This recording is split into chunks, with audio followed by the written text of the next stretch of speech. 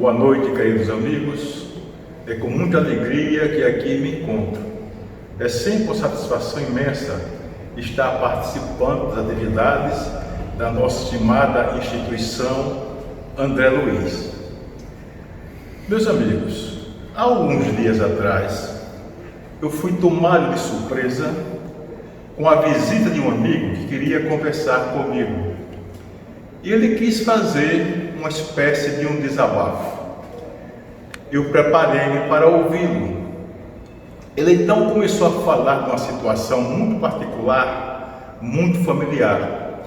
E falou então que ele foi, de certa forma, convidado pelos seus pais para fazer uma visita à residência deles, porque precisava conversar com seus irmãos e irmãs. Estava havendo um certo conflito dentro do seio familiar que era necessário que houvesse um equacionamento. E o nosso amigo foi. E é justamente sobre o que aconteceu lá que ele queria conversar comigo. Ele relatou então o que aconteceu. E depois que relatou, eu perguntei para ele: e aí, meu amigo, o que foi que você fez? E ele então saiu-se com uma resposta bastante interessante. Ele disse: meu amigo Milton, eles já são adultos, eles que se virem, eles já estão bastante crescidinhos. Afinal de contas, é uma família. E o que é que eu tenho a ver com isso? Foi justamente essa última frase dele, família, o que tenho a ver com isso, que mexeu um pouco comigo e fez-me justamente mergulhar na literatura para procurar esclarecer alguns aspectos que eu sempre achei que seria interessante que nós pudéssemos abordar. Família, o que tem a ver com isso? Será que nós temos alguma coisa realmente a ver com a nossa família? Será que nós temos a responsabilidade de lidar com ela como nós lidamos hoje? Será que nós estamos ali puramente por acaso? Ou por que será que eu nasci naquela família? Ou por que é que nós temos tantos problemas convivendo em família? Ou por que também nós nos damos tão bem convivendo em família? Então foi justamente essa questão que eu resolvi mergulhar para entender a razão, para saber se existe algo mais por trás disso que possa aliviar ou melhorar as nossas relações. Claro que a partir daí eu comecei a pegar material para instruir-me a respeito, principalmente porque eu queria ter um olhar a respeito daquele questionamento, mas um olhar eu diria assim ampliado. E aí eu fui buscar justamente na doutrina espírita o que é que ela colocava a respeito para que nós pudéssemos ter um encaminhamento.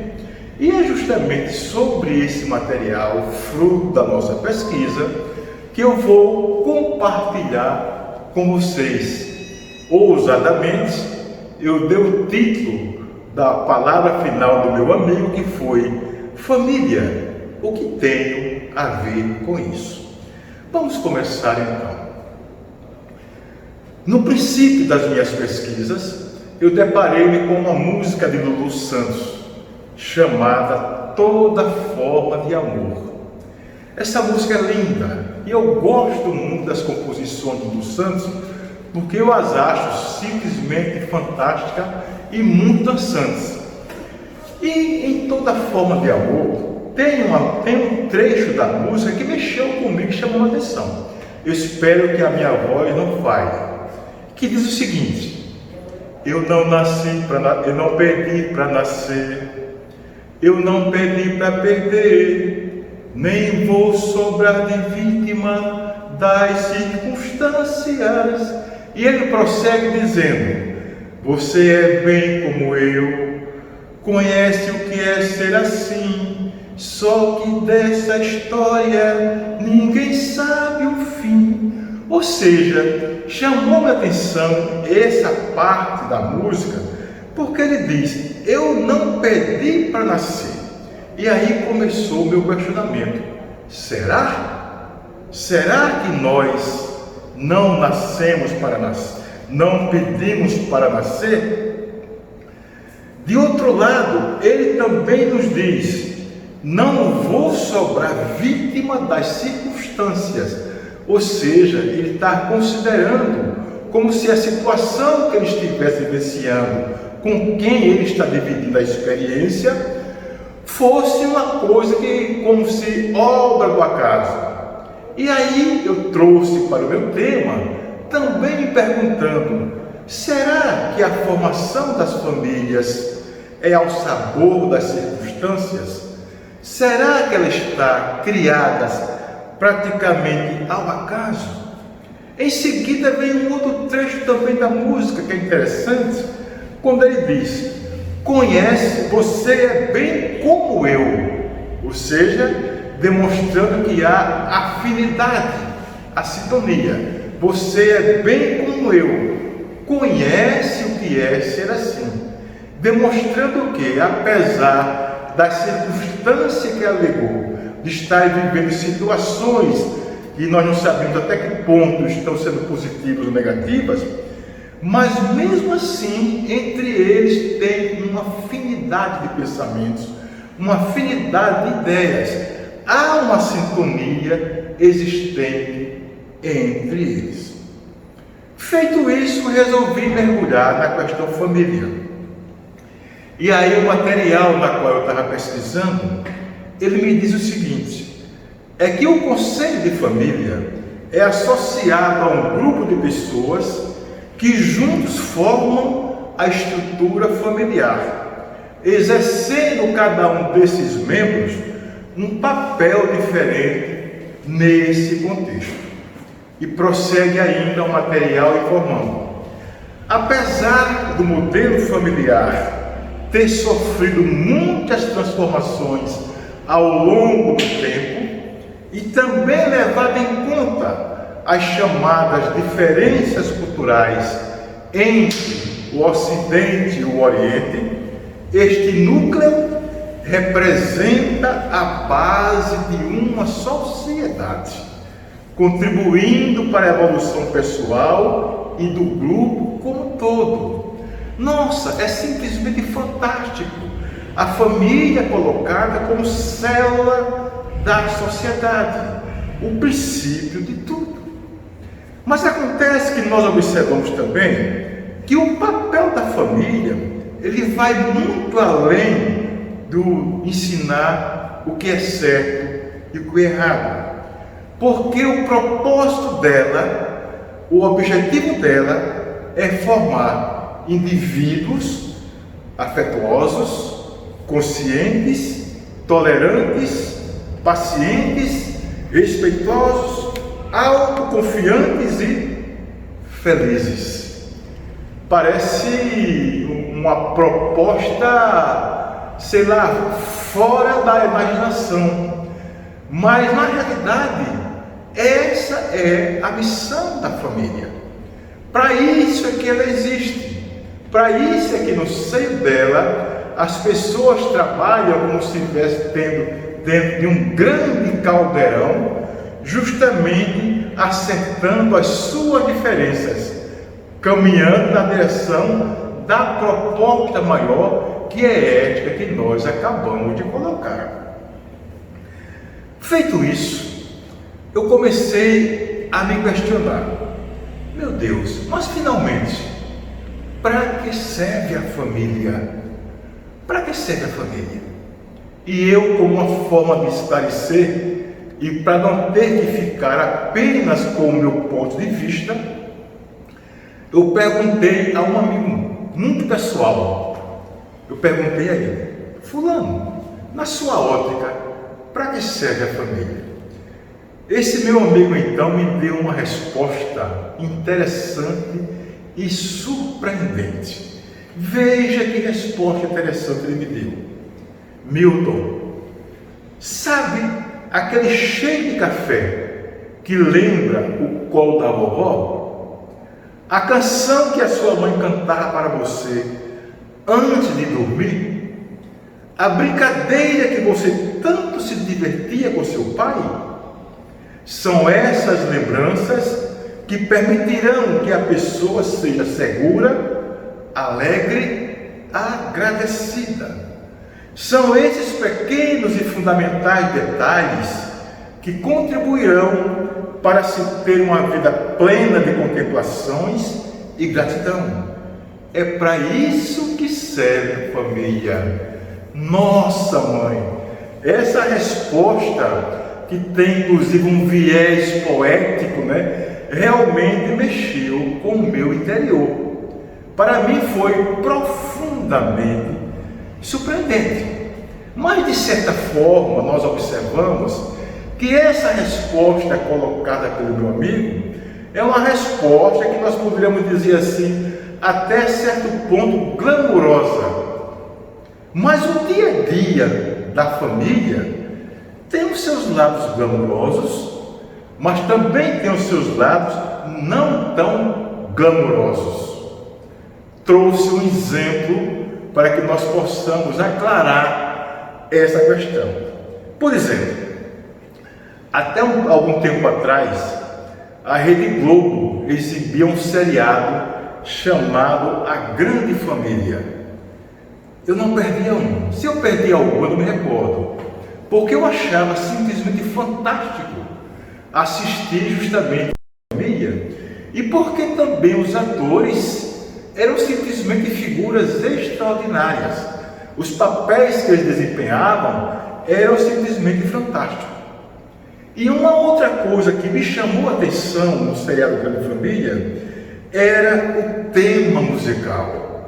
A música que embalava justamente o seriado, que foi escrita, foi composta e era cantada por um grande compositor e cantor, pelo menos para mim, de samba, chamado Dudu Nobre. E o Dudu Nobre, na sua composição, ele colocava realmente o que é família. Veja o que é que dizia a letra desta música. Espero mais uma vez que a voz não me traia.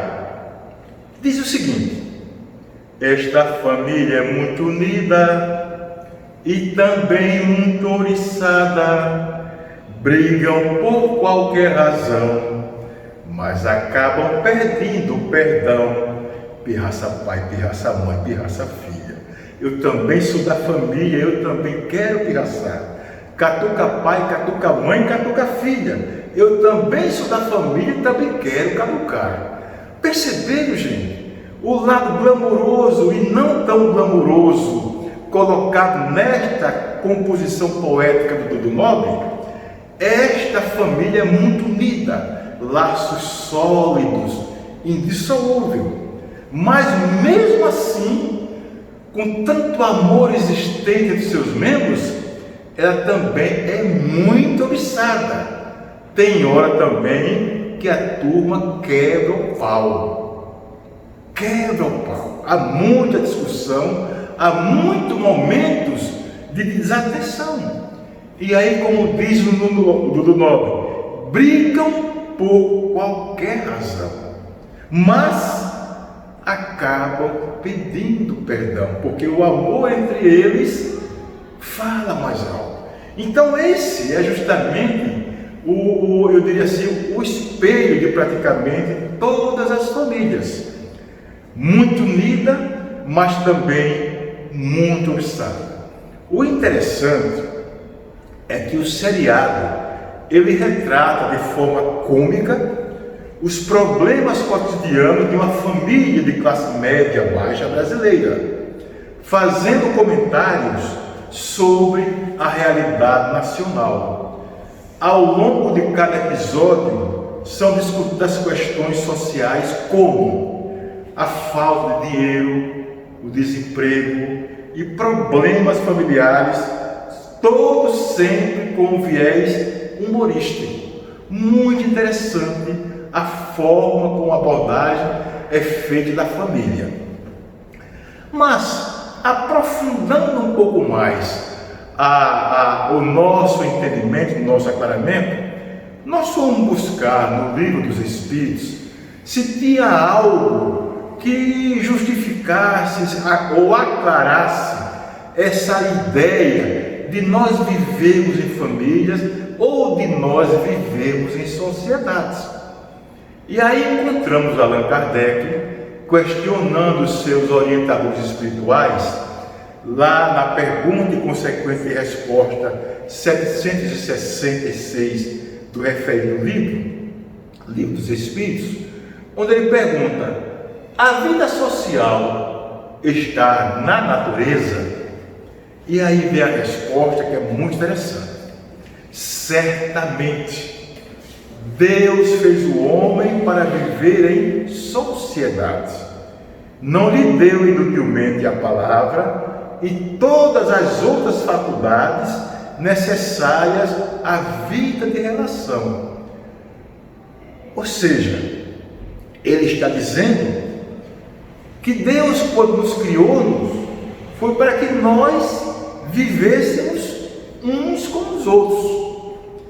E as qualidades e as virtudes que todos nós temos como seres humanos, bastante adiantadas em relação aos animais, são justamente para isso, para que nós pudéssemos interagirmos uns com os outros. Interessante que quando nós atentamos para essa resposta dos orientadores de Kardec, é que nós percebemos que o ser humano descobriu que só seria possível sobreviver se estivesse em grupos. Por quê? Porque viver sozinho trazia riscos muito grandes. Vejam que interessante. Lá na pré-história, quando apareceu os primeiros seres humanos, claro está que a natureza era inóspita e os animais eram bastante violentos naquela época. E assim nós podemos chegar à conclusão de que a espécie humana não teria condições de sobreviver se ela não se agrupasse, porque ela não seria páreo para enfrentar a natureza e nem tampouco a sua condição física, o seu corpo físico poderia suportar ou reagir um ataque dos animais da época. Nem na época de hoje teria essa condição. Então, por uma questão de sobrevivência de necessidade, o ser humano passou a viver em grupo. E aí está justamente o começo da formação das famílias. Há um detalhe que eu observo que também é muito interessante, que é o seguinte: muito embora por uma questão instintiva o ser humano tenha sido forçado a viver em sociedade por uma questão de sobrevivência, há um fato que vem se somar a tudo isso. É que apesar de viver em grupo por uma necessidade, eles também teriam que conviver com outros seres humanos que pensam ou têm forma de agir completamente diferente do seu ou semelhantes. Ou seja, desta forma, o ser humano é obrigado a viver em conjunto, em grupo, mas também tem que aprender a conviver com seus semelhantes. Veja como é interessante. Feito isso, entendendo já esta questão do porquê nós vivemos em famílias, algumas perguntas passou-me pela minha cabeça. E uma dessas perguntas, e algumas perguntas foram as seguintes: por que nós vivemos em família? Porque às vezes parece-nos tão difícil viver em família? Por que nós somos colocados para viver sobre o mesmo teto? Por que nos damos bem com alguns e temos enormes dificuldades em nos relacionarmos com outros? E finalmente esta: será que a família se forma ao acaso? Será que a família se forma ao acaso? Perguntas que começaram a passar pela minha mente. E aí eu comecei a refletir a respeito. E aí eu verifiquei que algumas pessoas, quando nós abordamos essas questões, elas dizem: eu não pedi para nascer. E aí vem a questão. Para dizer isso, elas partem da ideia de que não existia a vida antes de elas nascerem no mundo físico, neste mundo atual. E, portanto, elas não participaram de nenhum tipo de decisão. Lógico, né? Faz sentido. Só que isso, meus amigos, está baseado na ideia de que nós não nos lembramos de nenhum fato anterior. E pelo fato de não nos lembrarmos, chegamos à conclusão de que não vivemos antes. Só que isso não é uma coisa muito sensata. E aí nós vamos explorar essa questão. Por que não é sensata? Vejamos então. Se nós perguntássemos a vocês, por exemplo, o que vocês estavam fazendo há um ano atrás, nesse mesmo dia, no dia de hoje? Com que roupa vocês estavam? Com quem vocês estavam? O que vocês comeram nesse dia? E aí vem, e se nós exagerássemos a pergunta e perguntássemos: o que aconteceu com você nesse dia há 10 anos atrás? Vocês se lembrariam? E quando você tinha 5 anos de idade? Você tinha essa memória? Vocês se recordam de coisas quando vocês tinham 5 anos de idade? E, aprofundando mais ainda a pergunta: o que aconteceu com você quando você tinha 1 ou 2 anos de idade?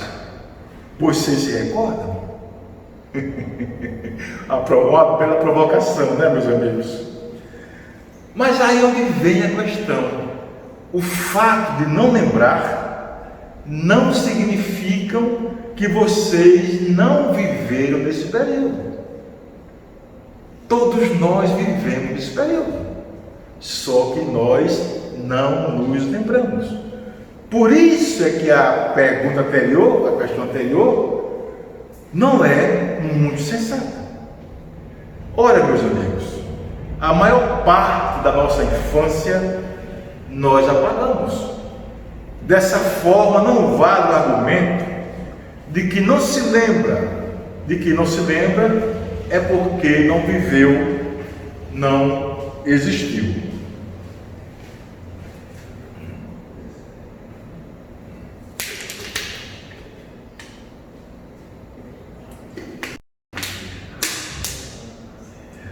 E aí, meus amigos, colocando nessa discussão nossa o olhar espírita ou um olhar espiritual, nós observamos que, considerando que nascemos em vários corpos ou com novas roupagens em várias existências, significa dizer que essa nova genética que nós temos atualmente promove o apagamento absoluto da memória das existências anteriores. Perceberam? Então, essa questão em nossa vida é uma realidade. E é justamente a doutrina espírita que nos ensina a afirmar que as famílias não se formam ao acaso. E sendo assim, antes de nós reencarnarmos, nós já tivemos várias existências. E nessas existências, sem sombra de dúvida nenhuma, nós tivemos várias convivências e, consequentemente, vários relacionamentos. Sem dúvida. É a doutrina espírita que nos fala que temos um tipo de sintonia espiritual com quem nos envolvemos. E, consequentemente, estamos todos nós dentro de uma escala moral com aqueles da nossa relação. É óbvio, a minha forma de ser, a minha forma de entender as coisas está, de certa maneira, afinizada com pessoas que pensam semelhantemente a mim. Então, o nível moral nosso será esse. Mas existem outros grupos de pessoas que têm outras afinidades morais muito mais acima da minha, como também tem outros grupos de pessoas que têm afinidades morais muito abaixo da minha. Então, essa sintonia espiritual, ela é uma realidade. E é justamente, meus amigos, a reencarnação, ou seja, o renascimento em novos corpos, que irá fazer com que a gente se relacione com aquelas pessoas que têm a semelhança de sintonia conosco. Sintonia esta em vários sentidos, mas principalmente a sintonia magnética de necessidades. Esse é que é o grande detalhe. E aí vem a grande pergunta: mas que necessidades? E a resposta óbvia é necessidades morais de evolução. Porque muita coisa nas nossas relações anteriores ficaram conturbadas. E há uma necessidade de que nós, numa reencarnação posterior, ou nessa que nós nos encontremos, nós consigamos justamente resolvê-las. E o interessante, meus amigos, é que a maior parte de nós, ao termos relacionamentos familiares conturbados, nós pensamos que estamos numa família de inimigo do passado. Só que tem um detalhe: não é bem assim. Não é bem assim. No capítulo 14 do Evangelho segundo o Espiritismo, que é um livro extraordinário de Allan Kardec, ele estuda a questão dentro do tema honrai pai e mãe. E lá, nesse tema, está escrito que a maior parte da família é constituída de espíritos simpáticos, ou seja, espíritos que têm uma certa afinidade conosco. Claro está, né, meus amigos, que isso não é uma boa notícia para nós. Sem sombra de dúvida, não é uma boa notícia para nós. Porque nessa condição significa dizer que nós brigamos com os amigos. Nós estamos nos desentendendo são com os nossos próprios amigos. Agora vocês imaginem quando chegarem os inimigos.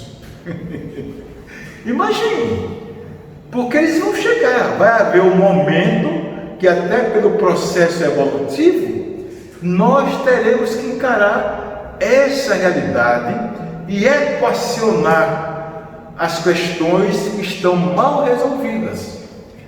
Não é à toa, né, que tem aquela frase famosa, aquele famoso do Cristo, né, quando ele diz: conciliai-vos com vossos adversários enquanto estáis a caminho. Porque não dá, porque nessa caminhada em direção à luz, em direção ao Pai, nós temos que deixar todas essas questões resolvidas. Todas as questões terão que ser resolvidas. Então haverá um momento em que nós nos depararemos com os nossos inimigos de vidas anteriores. Mas no atual momento, nós estamos nos desentendendo justamente com os nossos amigos. Vamos esclarecer justamente essa questão. Vamos deixar um pouco mais claro. Vejamos, na realidade, nós temos graves problemas de relacionamento em função do nosso nível moral, que ainda não é tão elevado assim, infelizmente, e também da nossa reduzida capacidade evolutiva. E é isso que nos faz pensar que estamos lidando com o inimigo do passado. Na realidade, nós estamos vivendo com almas que possuem um certo grau de semelhança conosco, um certo grau de simpatia. Claro está, meus amigos, que encarnam na família espíritos que estão sintonizados não só por simpatia, mas também por experiências de antipatias. De certa forma, simpáticos ou antipáticos têm sintonia semelhante. E isso não precisa ser só na família, porque todas as vezes que estamos convivendo com pessoas, as sintonias acontecem. Basta interagir com alguém e as sintonias estão acontecendo. Vamos ver uns exemplos disso. Alguém reclama da presença sempre constante de outra na sua vida e diz: eu não tenho nada a ver com ela, mas ela está sempre no meu caminho. Há pessoas que dizem: eu quero me livrar de fulano, mas não consigo, não tem jeito. E isso acontece muito com marido e mulher, acontece também com companheiros de centros espíritas, etc.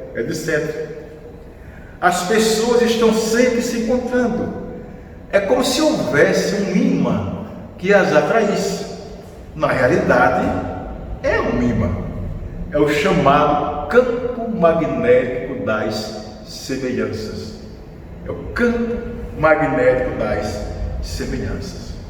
De certa forma, meus amigos, nós somos atraídos por aqueles que nos querem bem, mas frequentemente somos atraídos por aqueles que também temos grandes diferenças.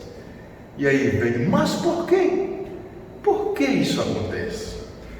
Acontece porque as pessoas que têm conosco grandes diferenças, no fundo, elas são muito parecidas conosco. Acontece que nós temos uma enorme dificuldade de reconhecer as nossas características. É aí onde está o desafio.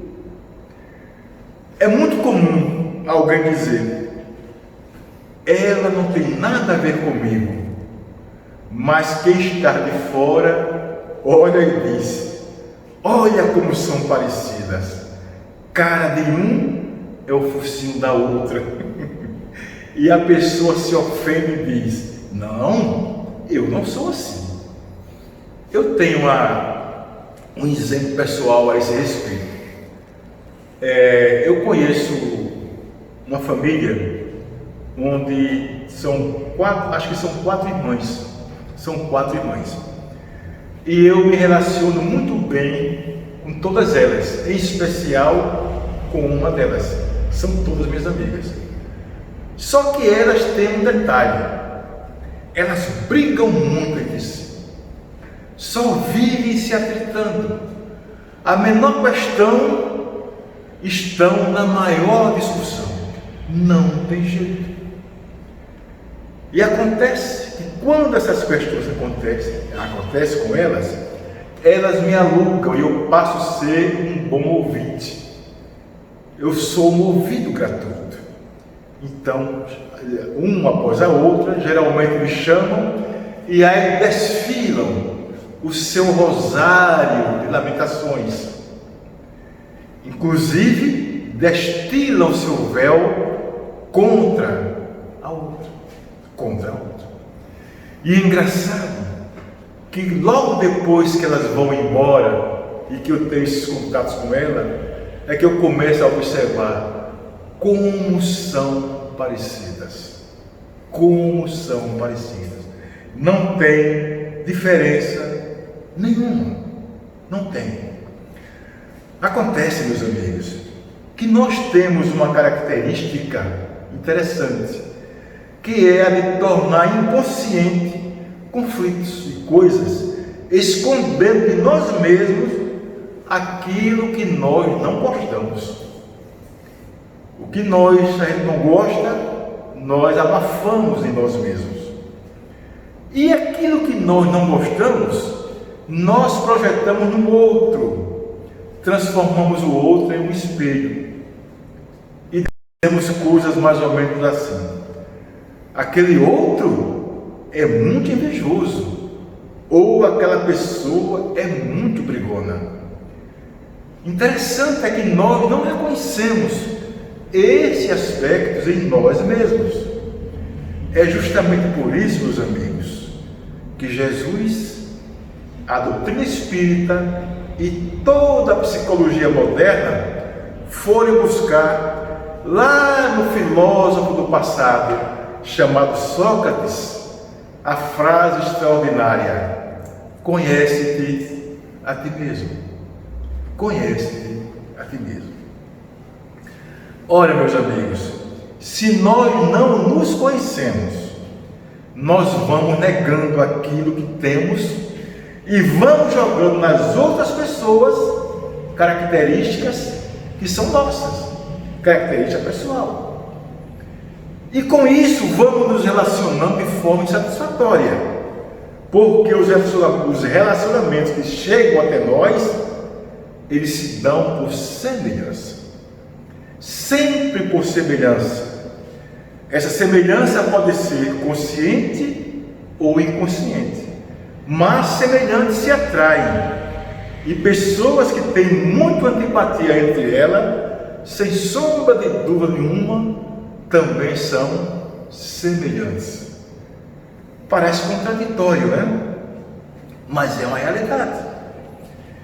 Isso explica, meus amigos, porque numa família estão reunidos espíritos simpáticos, mas também estão reunidos espíritos que têm grande diferença no passado, que se envolveram em situações de dramas, de complicações emocionais, envolvendo-se frequentemente na história evolutiva em desajustes, desacerto, desavenças. Ou seja, foram inimigos. A questão é que, invariavelmente, as inimizades mais ferrenhas tiveram amplos processos afetivos. Parece uma contradição isso, né? É que as inimizades mais complicadas, elas iniciaram por uma afeição.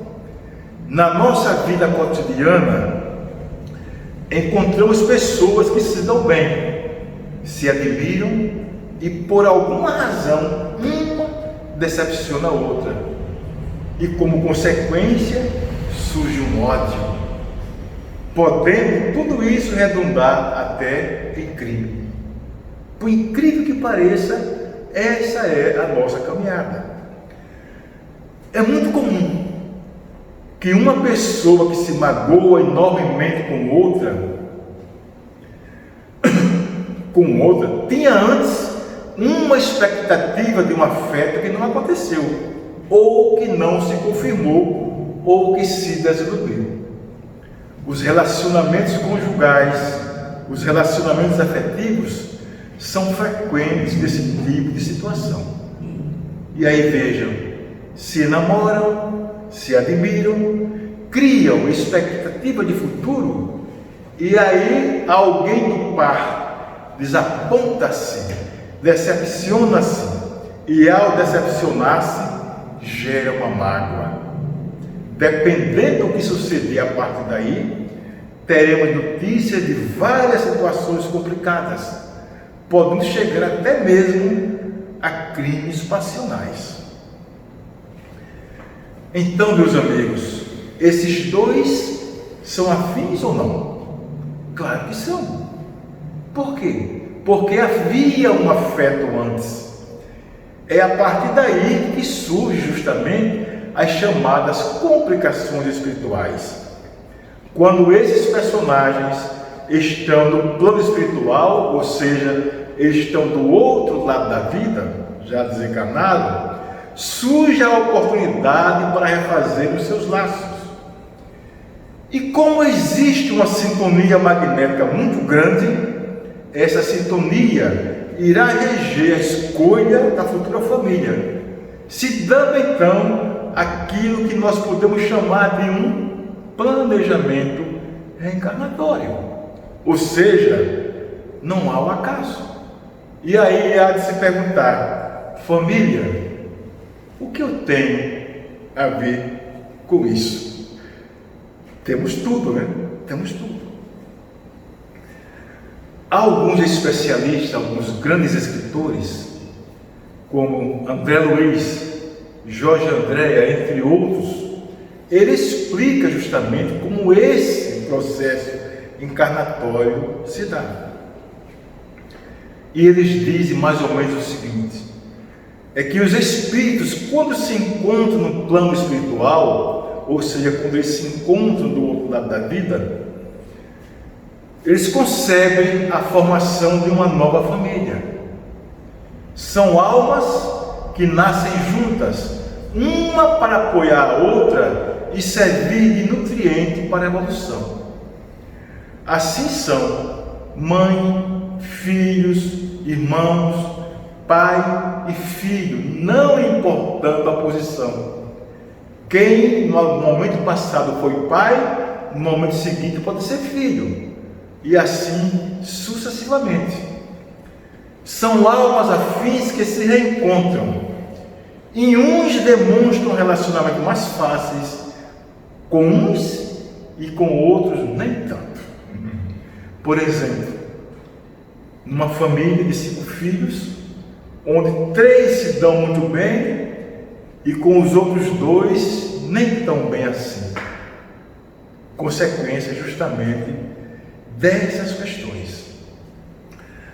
Há um livro chamado Missionário da Luz, que no seu capítulo 13, ele narra de um caso que eu considero extraordinário, que é o chamado caso Segismundo, onde conta uma história de Adelina e Raquel, que era um casal que tiveram numa existência anterior, muito anterior, uma vivência conjugal muito tranquila, até o momento em que apareceu um personagem que começou a complicar a vida dos dois, e a partir daí criou-se um trio amoroso.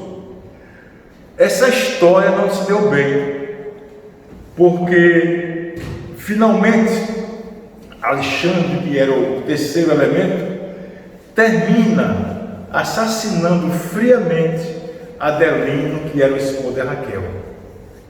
Adelino falece e vai cheio de ódio para o outro lado da vida. Raquel, a viúva, tomada de dores de muito sofrimento, termina a sua vida justamente num bordel. Algum tempo depois, cada um a seu tempo, tanto Raquel como Alexandre, eles desencarnam, eles morrem e vão para o outro lado da vida, para o plano espiritual. E lá ele tem as suas experiências de vida. Adelina e Raquel passam por um verdadeiro processo de aprendizagem. E aí eles conseguem compreender a importância do perdão. E aí eles conseguem entender a questão do amor. E um belo dia eles resolvem, dentro de um planejamento reencarnatório, renascerem aqui neste mundo, para que ele, em outro momento, receberem como filho aquele que ela assassinou, justamente o Adelino. E aí o André Luiz conta toda essa história que é simplesmente extraordinária. Simplesmente extraordinária. O nosso saudoso Chico Xavier tem uma frase que eu acho simbólica a respeito disso e das relações. Ele nos diz, já vivemos muitas vezes, estamos com as pessoas certas para ajustarmos os nossos corações e solucionarmos os nossos problemas. Na reencarnação, ninguém erra de endereço. Ele está simplesmente dizendo que, bem ou mal, todos nós estamos na família que nós necessitamos para o nosso próprio desenvolvimento. Pode não ser aquela que nós gostaríamos, mas é aquela família necessária para que nós possamos evoluir de uma forma sólida, racional, tranquila, resolvendo todas as nossas problemáticas. O Leon Denis, que é considerado filósofo do Espiritismo, autodidata, ele também nos traz uma outra frase para que nós possamos aclarar mais ainda essa ideia das vidas progressivas e da importância de se viver em família. E nos diz Leon Denis: as reencarnações são os degraus pelos quais o ser se eleva e progride. Então nós precisamos destas vidas sucessivas para que na relação um com o outro nós possamos resolver as nossas diferenças e dessa maneira caminhar de uma forma mais tranquila em direção à luz, em direção ao Pai.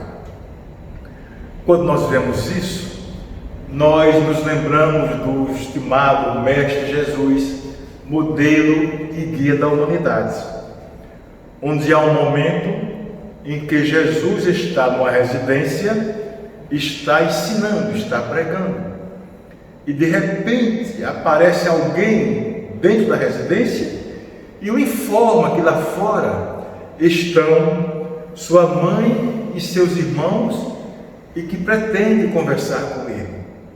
E ele então dá uma lição simplesmente extraordinária. Essa lição de relacionamento entre nós mesmos, entre nós conosco mesmo, com o outro e com Deus que é o Pai.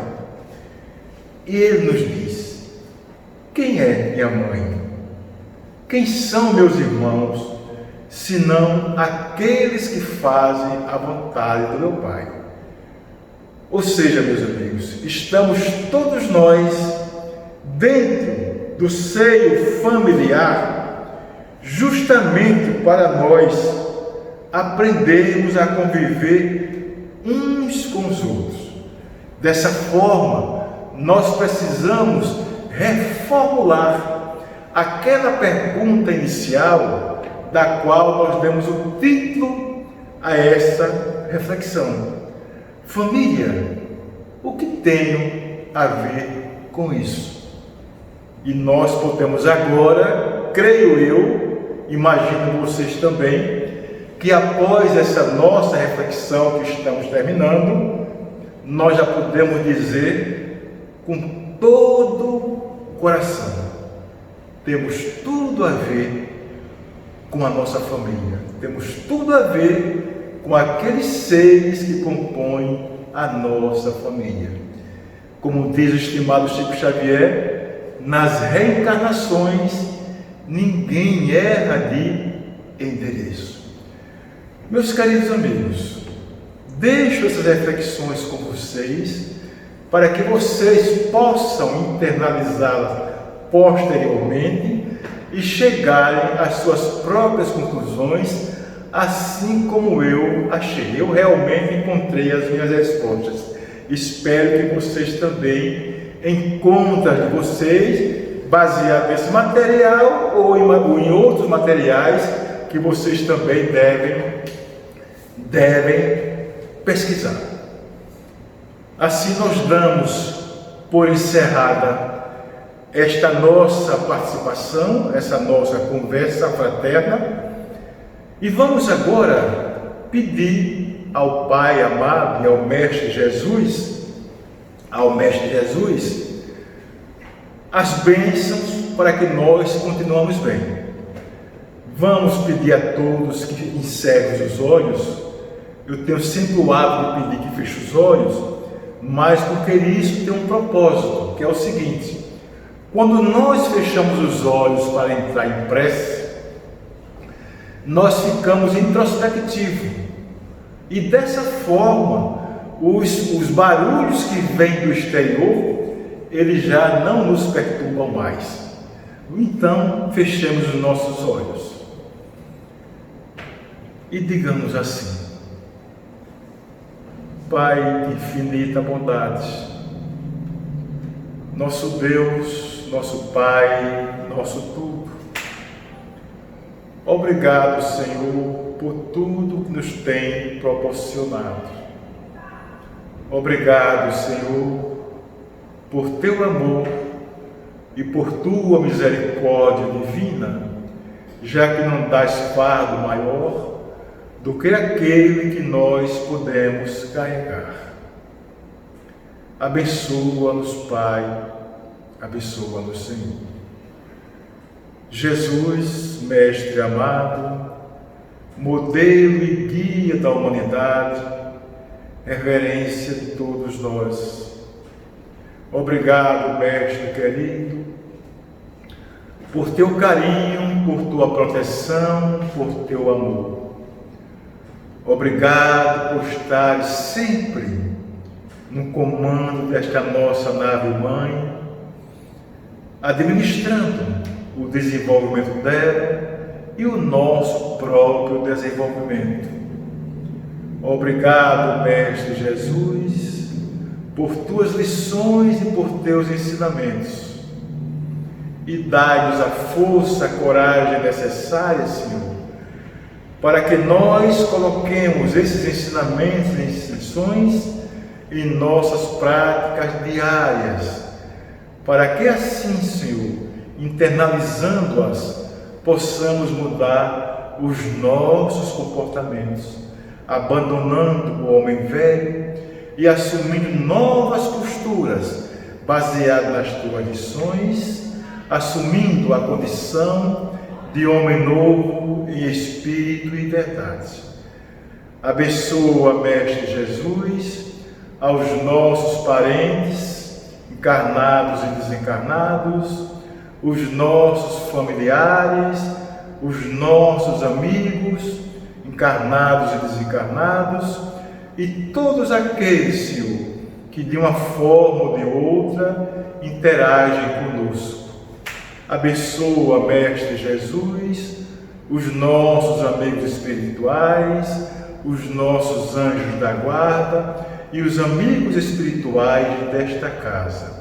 Abençoa estes valorosos companheiros que sempre estão ao nosso lado, nos intuindo, nos inspirando, para que caminhemos sempre na direção da paz, na direção do amor, na direção da luz. Enfim, Mestre Jesus, que a tua paz fique sempre conosco. Que assim seja, Senhor.